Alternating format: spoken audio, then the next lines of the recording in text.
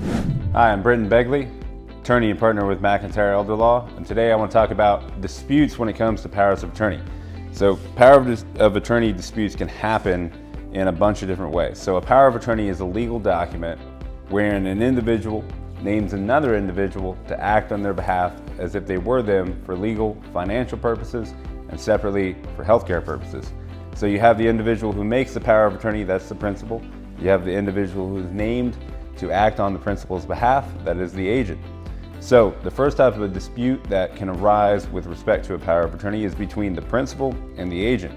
So if there's a dispute between the principal and the agent, then the principal always wins because the agent is acting on behalf of the principal. A lot of people think that they give up power if they name somebody as their agent under power of attorney. That is not the case. You're not giving up any of your power. What you're doing, in fact, is you're naming somebody to act in your behalf, and they're basically like your employee.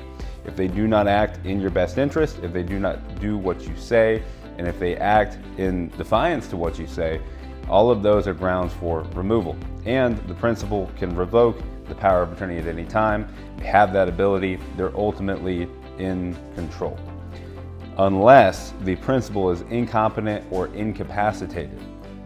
There, you may have, as the agent, the ability to say, well, this individual does not know what they're asking me to do, therefore they lack the legal capacity to either revoke the power of attorney or have some sort of say in how I should act on their behalf.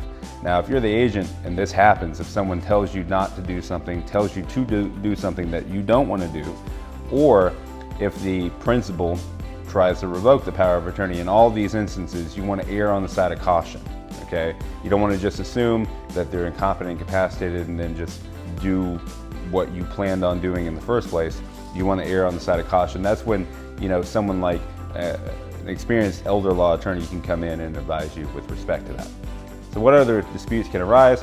Another dispute that can arise is between agents named as power of attorney. You can have two people named at a time.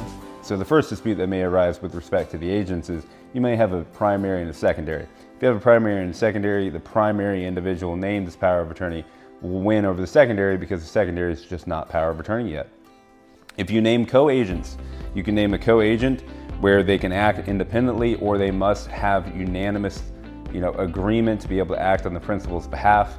In that case, if it's unanimous, then obviously there's an impasse if they do not have unanimous consent. If each agent can act independently, then either one of the agents can do what they decide to do, right? Even if they disagree, and basically whichever one makes the decision first or takes action first wins out in that scenario.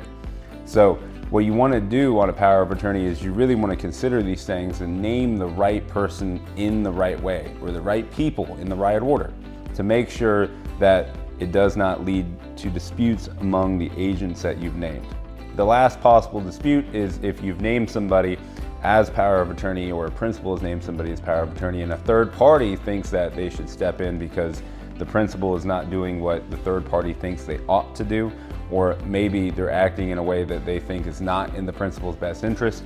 Third party can seek to become the guardian and replace the agent under the power of attorney as the principal's fiduciary.